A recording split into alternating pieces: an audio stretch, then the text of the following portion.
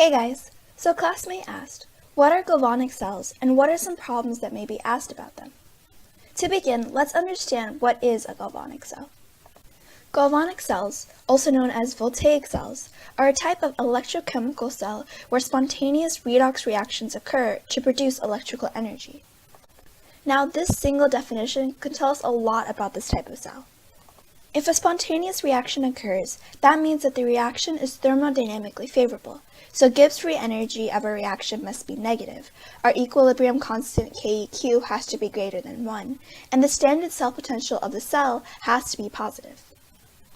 Likewise, we know that redox reactions require the presence of both oxidation, in which substances lose electrons, and reduction, in which substances gain electrons. In writing equations for galvanic cells, it's usually better to separate these half reactions, which you will see in a bit. Now let's actually see what galvanic cells look like. Here's an example.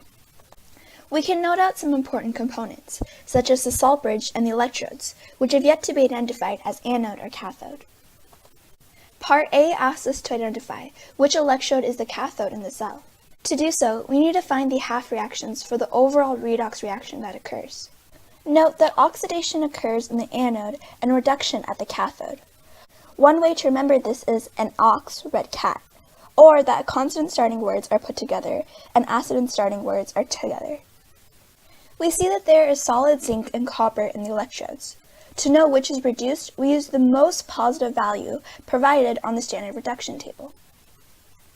Out of the reduction half reactions given, we focus only on the ones that produce solid zinc and copper, since that's what exists in our electrodes. From there, we see the voltage each produces.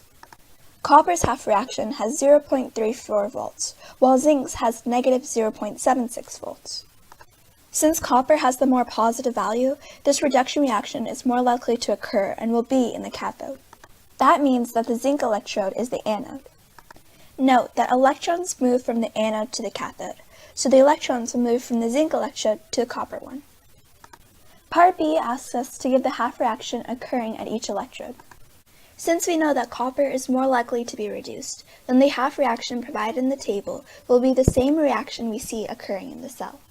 Now, since zinc is not reduced, then it is being oxidized, so we will flip the reaction given to us so the electrons are being produced, representing a loss of electrons. We can prove that this is the way the reactions have to be, by calculating the total cell potential of the cell.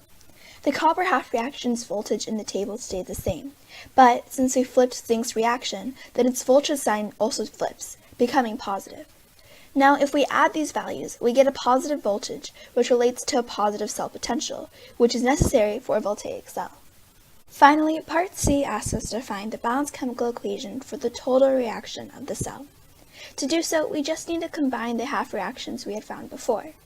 Therefore, the final reaction is Cu2 plus aqueous plus zinc solid produces Zn2 plus aqueous plus copper solid.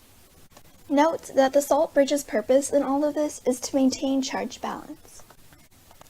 Since we stated that electrons are moving from the anode to cathode, there will be an unbalanced charge distribution. Since the anode is becoming more positive as electrons move away from this electrode, the anion in the salt bridge moves towards it to cancel out this growth in positive charge.